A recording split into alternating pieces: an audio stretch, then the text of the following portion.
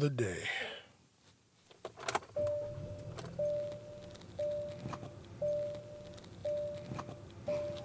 All right, let's ride.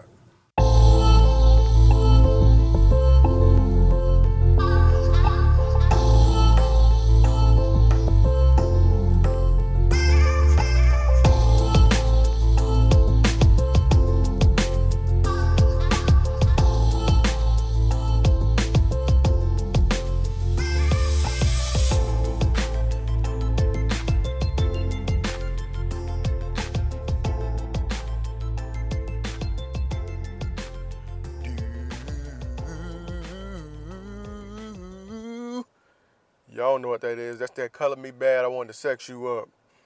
And you know that man really meant it because he came in that bitch like, I want to. Ladies, if you ever hear your man say something like that, put the kids to bed. It's about to go down. He's in a really good mood or had a really bad day, and he's about to at least attempt to give you that work. Now, number 63, No Playing This Ride podcast. I am the guy to host this. I go by the name or the alias of Blackout. And my first question to start this podcast off is, I wonder how they feel. And when I say that, I'm talking about the people that have supported the current commander-in-chief that are now out of work because of a decision this man has made. I really, sincerely wonder how they feel. Whose fault do they think this is? Because the person that initially said they would do this, shut the government down while in the Oval Office, and then said they would take responsibility for it, is not taking responsibility for it still. Now it's all I could get this done in 15 minutes if the Democrats would come to the table. Now that's what we're saying. That's what he's saying. But I really wonder how they feel because I know some of these people. I know people that are affected by this, and I know how they feel about the left.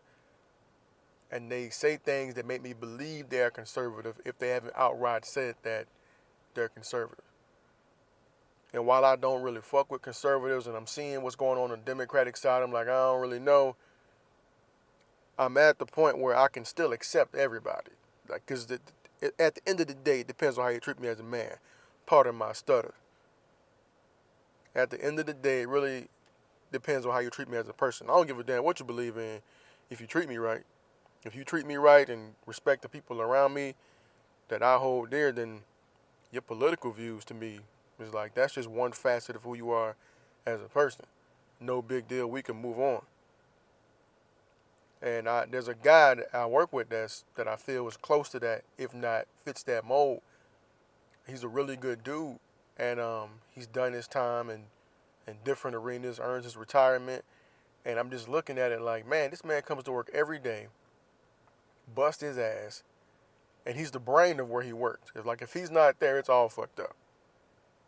Hard-working dude, wealth of knowledge. He's an essential part of his of the workforce where he works at. But this man probably didn't get paid. And that makes me fucking furious. And for people to just say they'll adjust. Like, what? You rich. You'd have been bankrupt, back again. Like, you're rich. When you say that shit, it just doesn't compute. It doesn't land right. It comes off as exactly what it is, and that's fucking ignorant. That's how it comes off. Shout out to the kids walking by me making noise. Be young, do your thing, make noise, be happy.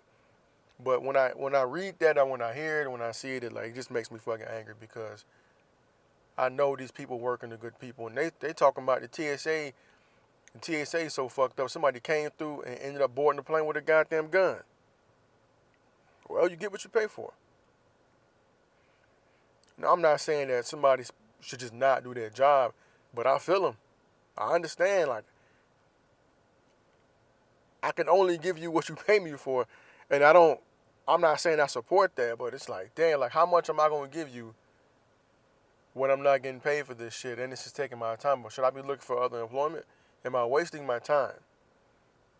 Because the big guy is saying he's willing to let this shit go on for months and years until he gets something he wants, until he gets this fucking wall, which ain't going to work. Which probably, I'm going to go ahead and assume won't be complete until after this man's long been out of office. And I'm just looking at this meltdown that this cat is having, and the length people will go to defend this man to me is fucking crazy. I put on my personal Facebook page about how Chuck Schumer said we don't govern by temper tantrum. And I just left it up to him like, man, that boy out there throwing jabs. And somebody was like a lot of conservatives do, like, doesn't seem like a temper tantrum to me. And he dropped this whole paragraph. I just said, man, I'm not reading this shit because I don't want to see somebody I respect trying to support the bullshit that's coming from this man's mouth. Where the parents at? Parents, where are you? Parents. I mean, it's that serious. Parents, where are you? Where are you? That was actually an accident, but I'm going to keep it in here.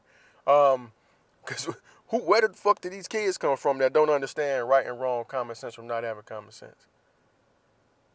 They turn into these adults that will bend reality to their will to make it fit what they want. And that's what I feel like we're dealing with the prayers, because none of the shit he says makes sense. But then people go to back him, and that's why I really wonder how they feel. I wonder how they feel going into this week without no paycheck. And I hope they had something put aside. I hope there's some type of program for them. I doubt there is, but like this, it hit a nerve with me. That's why I keep talking about it. And it's just the person I was, I won't say debating with, because I really paid that shit no mind. The length you have to go to defend something that you know is wrong is crazy. If you have to reply to me with a whole paragraph on Facebook about why you believe what I said was wrong, you already lost to me. You went through that much to fuck with some shit I said about something somebody else said. You already lost. You're giving me way too much attention. That lets me know you're sensitive and you got to go out your way to prove a point. Because you went hard. And it was bullet points or with like numbers. I was like, man, I'm not looking at this shit, man. I'm not finna waste my time with this. And I'm telling you not to waste your time because I respect you. Don't waste your time talking to me about this. My mind is made up with certain situations. Now, you want to throw some policy at me for the read and maybe make me understand if I'm not seeing it the way it should be seen, we can do that. Cool. But not for that. No. Don't waste your time or my time with that. And I urge other people, if you like to live in the comments, like I tell people, I'm a Twitter villain. Like I will get your ass in these comments sometimes and fuck people up. Or I just let shit go. If it's something stupid like that, I urge you on social media sometimes, let shit go. When somebody begin to argue with you, just tell them something like that. I appreciate all the energy you just expended, but I'm not really paying this no mind. Be polite about it if it's your friend. And then you kind of check them and let them know they're wrong. But, you know, sometimes they get personal. You got to get personal back. I'm ignorant. I do shit like that. Forgive me. But just let them know a little jab. Hey, man, it ain't worth all that. You let me know this man is wrong by you going this hard trying to defend him. Also, man, I was reading something. There's an article I was reading. And this man, Alan Steinberg, who was an advisor to President Bush, he wrote an op-ed, which I've recently learned was an opinionated editorial. And he said he didn't believe that the president would be removed from office through impeachment, but that he would basically resign in 2019 in exchange for immunity. Given his ego, I don't see that happening, but that would tell you a lot. If he was to resign for immunity, that would tell you a whole lot. And depending on how far this probe goes, who knows? Whenever Mueller finds whatever these people give him, because I want to say it's Manafort. He's supposed to publicly testify, or he's supposed to publicly go in front of Congress on February the 7th. So that's gonna be media mayhem. It's gonna be crazy. But we gonna see, man. I hope those out there struggling with this furlough shit, man, I hope y'all all right, man. I really, really do, because you don't deserve this. Well, I don't know all of y'all. The bulk of you guys don't deserve to go without a paycheck. If you showing up to work every day and doing what you told and they haven't fired you, fuck it, you deserve your paycheck. But if you're a bad person, I don't feel bad. moving on, man. Yeah, so there was a reporter, and I feel like I may have went over this last week. I might have mixed my notes up. My bad. If I'm remixing this, just ride with me anyway, man. Come on. You watch TV shows, you watch reruns. Rock with me real quick. Uh, so there was a reporter in upstate New York, Rochester, I believe, and he was talking about, I think, a park in the city, and he was trying to say the name of the park. I believe is named after Martin Luther King Jr. And instead he said Martin Luther Coon Jr. And I think he ended up being fired. And it's all bad. Like he was on Don Lemon, he was basically trying to plead his case, saying that it was not something he intended to do. That his words basically ran together when he was talking. And instead of saying Martin Luther King, he said Martin Luther Coon because he had to speak fast because of him being on television and the limited amount of time. I don't know. I don't think anybody will be bold enough to do it. But at the same time, I don't put nothing past people on that are down with these movements. And I don't know Homeboy's history. And I won't pretend like I do. And I will say that I believe, if anything, he's a victim of people being caught up with these fucking racist remarks being made on the sly. Like down in Florida, how they were like the people involved with DeSantis, or DeSantis said, we can't afford to monkey this up when he was running up against Andrew Gillum down in Florida. Like, we know what that is. And even if that wasn't your intent, with the climate being racially charged the way it is, like, you got to know better than to say that. And it's easy to look at that from one side and be like, don't be so sensitive. But when you are aware of people having a history, and I'm not saying people, that specific person, but when you are aware that it exists, that there's this existence in the media presence for people to say slick shit and mask it as something else and then call you sensitive for getting mad. It's one of those things that I don't like. I really don't like. I can't stand it because it's something that you could say slickly that you know in a public setting, like in a room full of people, actual people, and you set that in front of that you might offend, you might get your fucking teeth knocked out. And I'm all for being an adult and trying to let shit roll off your shoulders and something. But sometimes things are said and they mean to evoke a certain type of rage. And for me personally, I believe you get what you ask for. There's a saying out there, like on like street level, you keep campaigning for shit, you're gonna get elected. Like, let the wrong person catch Laura Ingraham after she did that fucking Nazi salute where she pretended to wave to the president. Like, that shit's clear as day. If you don't believe me, go look it up. Like, that's a fucking Nazi salute. There's no way in hell it's not that. But it gets laughed off and played as, oh, and it's not a big deal. The same thing with Bill O'Reilly back in the day when he would say certain things and put emphasis on certain parts of the word to give you that double meaning. We all know what that is. And unfortunately for this gentleman, I think he may be a victim of that. I have not heard his name pop up anywhere else.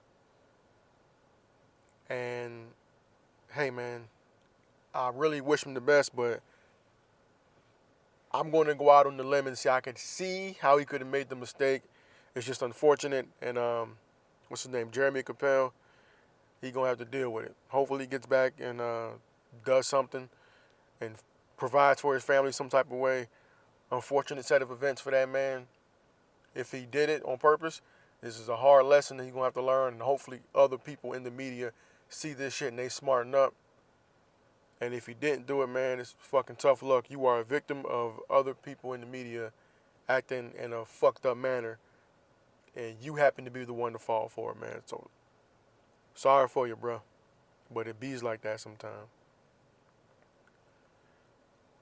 In Jacksonville, Florida news, my hometown, I talk about quite often. There's some puzzling news.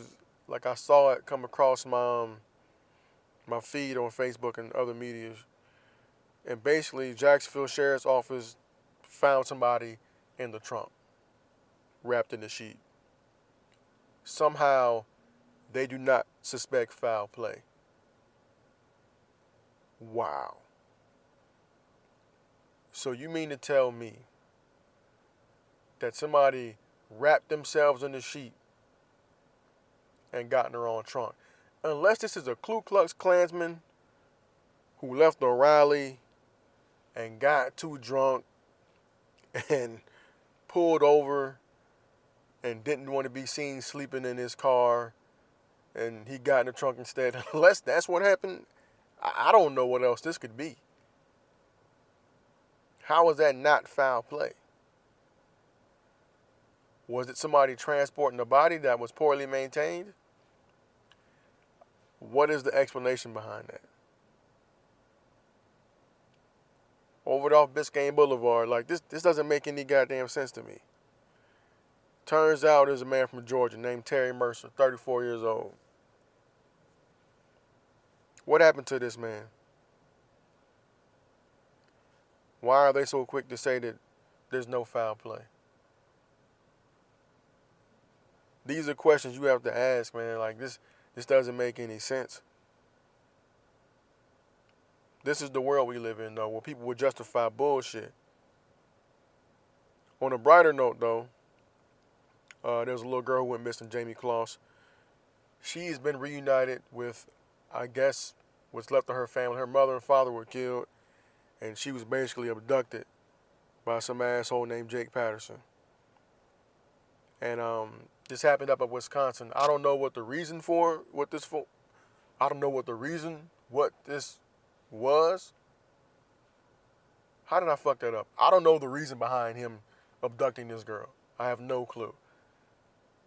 I'm just happy that they caught this motherfucker and that he will be brought to justice, because there's no explanation for this other than you wanted the girl to do whatever to her. That's it. If you kill both the parents, she's alive, you take her with you, and you get caught. And they worried about trying to figure out if he passed state lines or not, because they're going to hit him with that ooh-ah. But it's just fortunate that they caught the girl, that they caught him with the girl, and that she's alive and well, and that she'll be back with her loved ones. And she wasn't nowhere but 70 miles from home. And she was gone for about, 80 days, 80-something days, and she was only 70 miles away. That just shows you how somebody can get missing. Like, somebody can snatch your kid up, have him in a house somewhere, and you looking far and wide for them, and they down the damn street, around the corner. Like where I live right now in Chula Vista, somebody came around knocking on doors. They were looking for like two 12-year-old girls because they were out at the park and then they were gone. And this is one of the reasons why I'm strict with my child. Like, if you outside, I'm outside. You ain't at that age yet where I feel like you're safe just to be out there on your own. Sorry, helicopter parent, I'm hovering like a motherfucker because things like this happen. Like, the last thing I want to do is like, oh, I'm going to give my kid some freedom, let her go, and then she's gone. Because you never know. Like, you could be wanting to let them roam, and then some 35-year-old man come snatch your jit up, and nobody saw nothing. She's in the wind. And you know, after the fucking first 48, the likelihood of them being found and being found alive is slim. So you have to take care of your own. You gotta watch your kids. And unfortunately for her, her parents were fucking murdered, and she was just abducted. But it's good to see what's her name, Jamie Kloss, back with her people, man. I'm so glad that was able to happen for that girl. And then you look at another situation where the girl Gypsy Rose. I don't know if y'all saw that ID channel special. It was called Gypsy's Revenge. And if you're hearing this and you want to go watch it, I won't ruin it for you. But Gypsy was basically a little girl who was sickly from the time she was small. And as she got older, things changed. Her story is wild, but she was kept away from her family for a long time. And it caused some trauma in her life. And I'll leave it at that, but I highly recommend going to watch that documentary. It's called Gypsy's Revenge. There'll probably be a Lifetime movie or something coming out about it. But it's called Gypsy's Revenge. I highly recommend watching it. It's pretty damn good. Another thing I recommend on a lighter note, a much lighter note, Spider-Man Into the Multiverse. While we're speaking about children, I went and took my lovely daughter to see this today, and she thoroughly enjoyed the movie, as did I. The animation was great. The storyline was dope. I think you got to go into it knowing that it's made for a younger audience. So go into it with that in your brain. Don't go in there thinking it's going to be the cerebral movie. Like me, I like suspense and all that. And while it's good, you got to remember it's for the comic book / youth. So just remember that when you go in there. It was a great part of my birthday weekend though. I turned 3-6 Mafia into the Wu-Tang 36 Chambers. I'm getting up there, getting closer to 40. But hey, happy birthday to me. I enjoyed my low-key birthday. Family is important. In short, speaking about Jamie Clausen, Gypsy, and all these other children getting abducted, man, it's just a sad state of affairs. But we got to worry about this shit on a regular basis. Also, a little bit more in movie news. Apparently, there's a Coming to America Part 2 coming out. And I'm halfway excited and I'm halfway scared because it's a classic. And I don't want this to be fucked up. I really, really don't. I don't really know where you can go in the story from this. I mean, from where they left off with him getting married to the girl, and I guess going back to Zamunda. I don't really know where you could go. I guess maybe he had a son, but that son should be damn near 30 by now. I don't know. Or maybe he had a daughter or whatever. I don't know, but I feel like you don't really fuck with a classic like that. Maybe a remake, maybe they revamp it or something for the younger generation. But I just think that's a movie that's in that time period, man. Like everything from the words they use, the fucking fashion that was going on. It's like that's something you put in a time capsule and you leave that shit there. I'm not 100% sure I want them to mess with this, but I will check it out at some point to see what they do with this. If the reviews are bad, I may not. But my curiosity is probably going to get the best of me, man. But apparently there's a Coming to America 2 coming out. And while I'm talking about movie news, there's another movie that hit the scene, I'm going to say, a week or 3 ago. The meme world went crazy, killing it. I participated in the meme shit. But Bird Box, man. Bird Box was a cool movie, but black people, especially with these challenges, man, look, we got to chill with these challenges. It gets ridiculous when we do these damn, like the one where they were snatching the baby and had the baby on the rug or some shit, and people were snatching the baby and the baby was hitting their head or whatever. Well, apparently, in relation to Bird Box, somebody tried to do the Bird Box challenge while driving and ended up getting into a goddamn accident. Listen, man. The movies are the movies for a reason. It's fantasy. You don't have to go all out with these challenges, man. Like, I get it. People want to go viral. People want to blow up. I get it. But you don't want to not think about the consequences while you're doing this, especially something stupid like this. Like, you can only go so far going viral off of Bird Box, and this idiot who got in this car wreck very much succeeded, but not on the internet, but by the fucking news station. Your ass went dummy viral. You're not going to be like Wide Neck, who is now apparently a rapper. Him and some little boy, I guess, a little dude, Daddy Long Neck. I know y'all remember Cuz with the big ass neck from Florida. He's rapping now.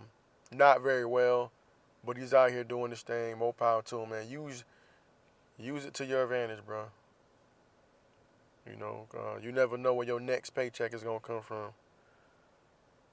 So, hopefully, you parlay this into doing something great, because with you being in and out of jail, this little wave of success came for you in the neck of time. So, shout out to you. Keep doing your thing, man. Another thing I want to hit on real quick, and I've said this before. as I was talking to one of the guys at work, and I was telling him about, I think we were talking about rap music or whatever. I was talking about the R. Kelly situation, and it turned into this whole long conversation. And I'm gonna get into that a little bit. Right, I'll do that right after this. But I was basically telling him about black celebrities and how historically we have had to sell trauma. And this was the point that first came into my mind when I heard the rapper Vince Staples say something about it in an interview. What I want to say her name is Sadeska, who worked, the reporter from the Complex who was on this show, Everyday Struggle. He was talking to her, and he brought up R. Kelly and shit, or it was either there or somewhere else where I know it was Vince Staples. It may have been when he was talking to Joe Budden, who said we sell trauma. And that's been stuck in my brain ever since I heard it. And I was talking to one of the younger white guy where I work at, and I was telling him, like, when I heard it, it blew my mind because it was right there in my face, and it just makes so much sense. And things like this are one of the reasons why I want a wide audience for this No Playing This Ride podcast shit. But I feel like it's important for me to target it more towards my people, black people, and other minorities, because there's a psychological issue that I believe that we have living in this country because of shit that's been done to us and when we're treated on a daily basis that people that aren't affected may or may not see. And now talking about like the entertainment industry, and you look at stereotypical roles being cast and having to make a certain type of music to be able to get on, having to depict yourself a certain type of way.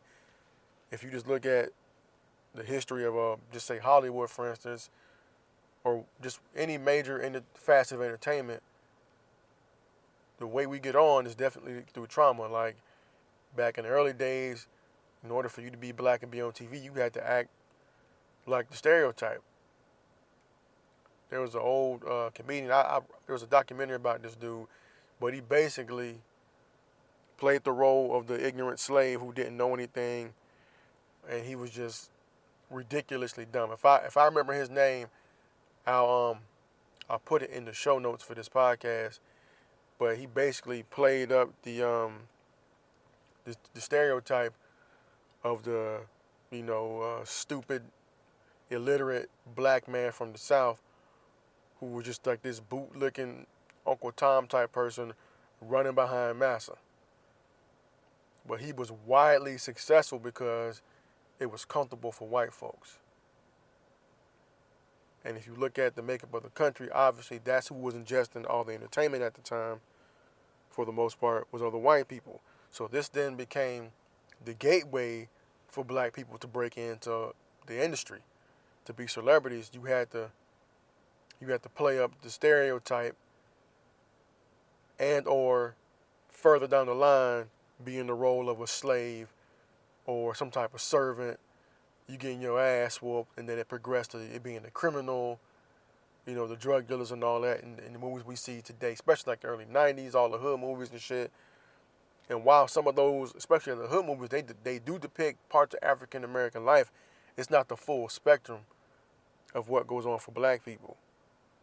But that is what pop culture runs with, that narrative that we're all poor, that we all struggle, we're all criminals, we all can rap and play basketball and sing and shoot dice and all this bullshit. That becomes what's natural. Like we come out the womb with a piece of fried chicken and a slice of watermelon, and we dipping that shit in grape soda. And it's just widely accepted. It's so fucked up to the point that we accept those stereotypes and use them in situations to make other people comfortable. And that's what I was basically telling him in a nutshell. Was like that way into the entertainment industry became the only gateway to get in, and then once you got in, you had to maintain that in order to stay in. Then this image or this imagery gets accepted by pop culture, and then pop culture bleeds into actual society because you see it so much on the loop. You see the likeness on the loop so much that even you as the black person or the other minority see this as your role in society and begin to perpetuate the stereotype. Some of us, some not all. I don't have my Malcolm X hat on, but I'm trying to tell people the truth. That's why when you see shit like what's going on with R. Kelly, people are still in denial because they don't want to think about what's going on. They don't want to have to throw away their entertainment because then they have to look at themselves. Even if you look at all the rap music, I've been listening to this shit my whole life. But I'd be damned if the rap music don't talk about sometimes killing a motherfucker look like me. I have been able to rationalize this in my brain. I'm at a point now where I know, hey, this isn't real. But everybody's not like that. If you listen to that over and over and over and over again, how much value you gonna place on another life for somebody that look like you? And that's why people have a point when they say they wouldn't allow this shit in country music. They wouldn't allow this for them to talk bad about their own women and killing another white man or whatever. They wouldn't allow this, but we, in just about every value, every asset, or every facet of the media, have been taught that this is the image of us. This is what we are.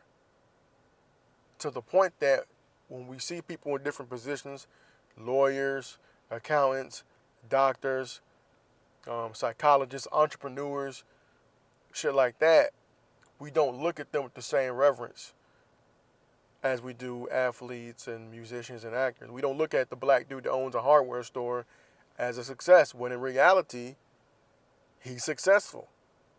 We look at the other shit because our brain is wired for us to focus on that. And then enter the R. Kelly situation. It's so much easier to just say, well, I'm going to keep listening to the music because I can separate the two. Can you really? Can you really separate a song about sex as written for an underage person? Can you really separate it, or you just don't care? Just be honest. Just say you don't care enough to stop listening to this shit. And I see a lot of black women still wanting to support this man. I don't understand it. But what's even worse is the men, because we know how the mind of men works. We know the mind of a man. So to see another man support this shit is what blows my mind. Because if you've seen Surviving R. Kelly, one of the most irritating parts of it is the amount of help he had from people. Even the amount of help the parents gave him, even though it was indirectly. There's one set of parents on there that took their daughter to the concert after the allegations had come out, after the fucking trial. Like, everybody at that concert was dead fucking wrong. Everybody was dead wrong. We need to mute that motherfucker all the way. There's no reason why he should be able to sell out any venue. And now because of that Mute R. Kelly movement, he's starting to lose shows, which is great. We have to put value on ourselves. What does it say that this man can still get shows and still have his records playing on the radio? Like, they say the streaming went up 16% since the fucking show came out. What's up, black people? The fuck is wrong with y'all? Ain't no I need to see. You want to see what's going on in the music, look up the goddamn lyrics. That's all you got to do. You don't have to go listen to the song. That's a cop-out to me. Look up the lyrics. I've been telling people on social media for the longest that, man, if you just break down the lyrics of what this man was saying is meant for children, let me give you my beat, give me that too. That shit sound like it's written for kids. But people still go out and support this man. And then like, well, you don't really know this man. They out there for the money. Listen, people, it's been 20-something years since this shit happened. Or damn near 20 years since all this shit happened. These people are on TV talking about sexual acts they did with a celebrity who basically threw them in the trash afterwards or locked them up in the room. You got one of the women on there is telling her story about participating in the sexual act with a girl who was fucking 14 years old with their face and full name up there. What do these people have to gain by being on this goddamn TV show? Nothing. They gain nothing from this documentary but the hope that they either, one, get their children to come back, or that they, two, help this man get locked up. Me personally, I really dislike the people taking their fucking kids to the concert. And in my brain, you basically served up on a platter when you let her go on stage. You was wrong. After that whole situation where she was supposed to go work with him to get put on, for you to allow that because somebody was with her, you were wrong.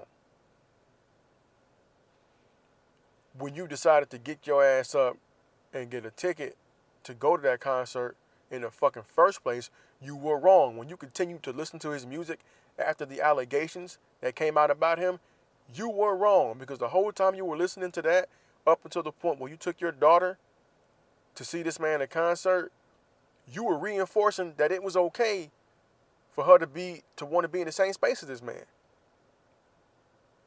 Whether it's physically at the concert or through you playing the music, you are making this man okay. You are saying it's okay to support this person, to be around him, to be in a place where this man is in your presence, whether it's through his music or he's physically there. You okayed that every time you played R. Kelly around your child. You did that. So when you see your child get caught up on stage while she's at that concert that you brought her to, and you act like you don't want her to go up there, of course she's going to look at you crazy because you've been indoctrinating her to his music her whole fucking life. So of course she's going to think you fucking crazy. That the person she's been listening to since she's been born now wants to see her on stage, and you or you don't want her to go work with this person who you both know is famous. So you, like I said before, you've been listening to the whole time. Of course she's confused. Now, while I feel like being locked in the room and only having like a bucket to pee in is fucked up, there has to be some accountability here. Like, I feel you. Your kid is not where you feel like they should be. I understand that. But you took her there.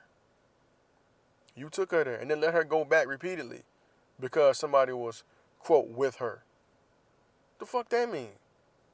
All that means to me is that you valued the potential for your daughter to be rich and famous over her actual fucking health, over her actual fucking well-being, because you let her go to be with this dude.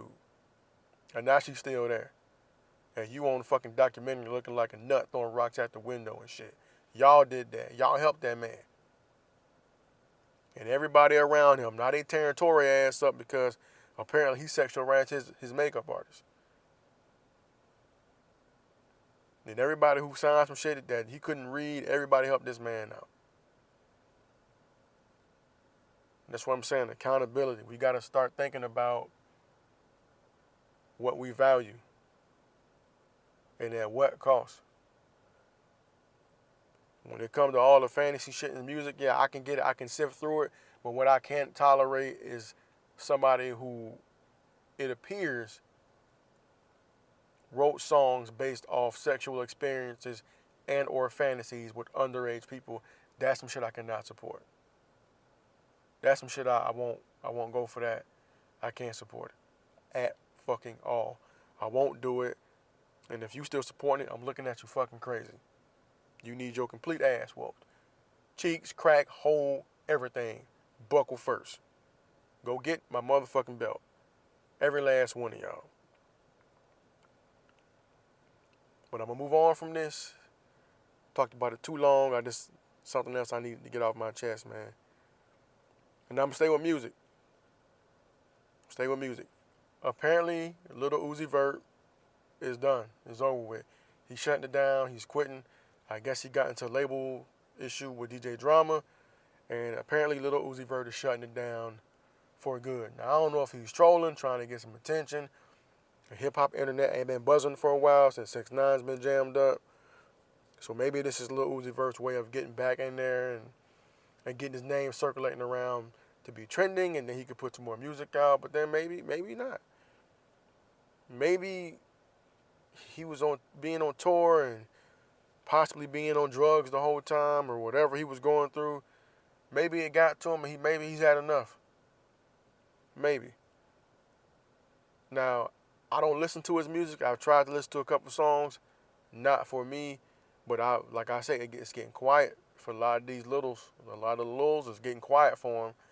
And while I don't want to stop people from feeding other people, this is what I'm talking about. When you get in there and you catch this wave, and you riding this little wave and rap music, that shit lasts you about a year or 3 tops, and then your ass up out of it. It's real quiet for Lil Yachty right now. Real quiet. I don't know if he dropped the album recently or is supposed to drop another one, but it's quiet. 21 Savage doing his thing. Kodak Black doing his thing. Kodak Black stays with a hit.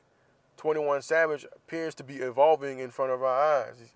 He went from being considered a little mumble rapper to having a feature from J. Cole. But to be honest about 21 Savage, that's the only song I listened to on his album, and that's the only thing I heard about his album was a J. Cole feature. Keeping it a buck. Hopefully the rest is good. I'll try to get through it later in this week. But Lil Uzi Vert, man, yeah, he's saying he's shutting it down. Also, they talking about Slim Jimmy from Ray Shremmerd saying he's not with Ray Shremmerd no more. I don't know. He could be trolling. They did just do solo projects, and Sway Lee does get a lot of the attention. But to be fair, if you listen to Ray Shremmerd's music, a lot of the hooks are done by Sway Lee. If we're just being honest. Now, I liked Jimmy's side to the album they put out last year. An album which I really feel like was slept on. I don't think it was promoted all that well, personally. That's just me. But a lot of the hits, the hooks, is Sway Lee. So you can't blame people for that. It's easy to listen to somebody singing. You put a dope beat behind it, man. So hopefully they figure that shit out because they're brothers, and I just want them to be able to work that shit out. Rapper Big Pooh, one half of formerly, one half of Lil Brother, put out an album, RPM. Him and the producer Focus, I'm still listening to that. It's good though. It's like grown man. I'm a regular person. I'm not shooting up because of everybody. I'm a regular person. Music like Fontaine, Lil Brother. Just, hey, this is regular person talk, rapping about rapping. If you grown, check out Rapper Big Pooh. It's called RPM. Go ahead and check that out and support grassroots movements, man. Like, I've been hearing about Dreamville, that's J. Cole's record label, how they got different people in the studio in Atlanta, and you seen all these pictures being taken, like Ross and Wale, Big Crit, and somebody else in the studio. That's great. That's fantastic. It's like, I think they're trying to be in the same vein as TDE, and I think that's great. I really, really like to see grassroots movements be supported, even if it's not somebody I'm listening to. Like, TDE happens to be a favorite of mine, because at my time discovering them, I was actually on the West Coast, so I can kind of get more of their music.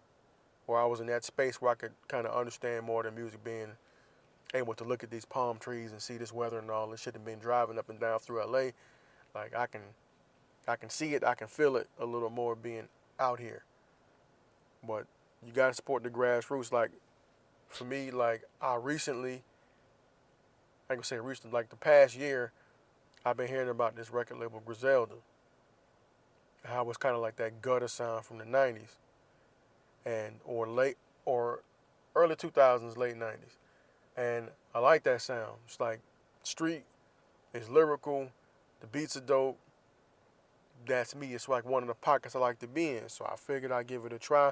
I reached out to somebody on one of these prominent podcasts, and I was like, hey, man, is there a playlist for this somewhere where I can try to get into it? No response. Stupid me. Why not go directly to the source? So I decided to reach out, looked up Griselda on Twitter, hit up whoever runs the account for the label, and they hit me back to saying, they're like, boom, check out this song on YouTube. Hit me with a YouTube link and a link to a playlist on Tidal. Now, to a regular person, that's fucking huge. It's huge because I'm just a guy that does a podcast. I don't have people buzzing talking about me, unfortunately. But for somebody who's in bed with the label or a part of the label to be able to think, you know what, this guy's reaching out, trying to figure out what we got going on our label, and is wanting to get in, because I think I hear them exact words like, I'm late, never listened, where should I start? And if I'm out here generating, or inquiring about what they got going on over there, that's a smart play. Hit bro up with some music, and maybe he get hooked, and maybe he tell a friend to tell a friend. It's a smart play, and that's why I like grassroots shit, because the ego was taken out of it. They're not getting hit a million times by people just with just random stupid shit. And when they see somebody who's genuinely interested in what they're doing, they likely to reach back out. And I'm guessing that's a lot of their fan base. And that's a fan base I fucking want to be a part of. So I got the playlist on Tidal, and I think it's pretty dope. There's a couple good songs on there. I think Conway has a song called G Money on the Roof. And then Benny, the guy Benny has a song 97 Hove. What's the other song on there? Black Star by Westside Gun. Like there's a few songs on this playlist, man. And I'll tweet the link out if anybody's interested, if you happen to listen to this. But Griselda got some shit for your ass. So I figured I'd shout them out to the four of y'all that listen to this in case y'all into it. And also people like Skyzoo, man. I had a Skyzoo song on the end of one of my podcasts a while ago, but it was great because I reached out to him. I asked him could I use it. He hit me back like, yeah. He told me that's pretty cool, that I want to use his music on my podcast. And in certain circles, I'm talking about rapper circles, Skyzoo seen as, he's a legendary lyricist. So for me, that's big. So support grassroots movement, man. Support me, goddammit. Somebody doing it independently from the ground up. Shit like that, you kind of want to push, and you want to move because it pushes the shit you like in your culture further, and you're encouraging other people that are doing something, that are stepping out and doing something on their own to continue doing it. And in my brain, that's a goddamn win-win. And I believe that's all I really had to talk to you fine people about. I hit y'all with the R. Kelly shit that I still think is tragic. Talked to y'all about the movies that came out, Lil Uzi Vert. I think that's pretty much it, man.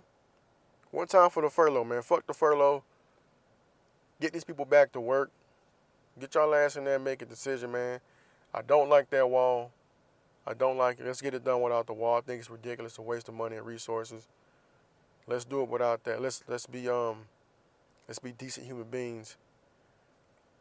And remember Griselda Records.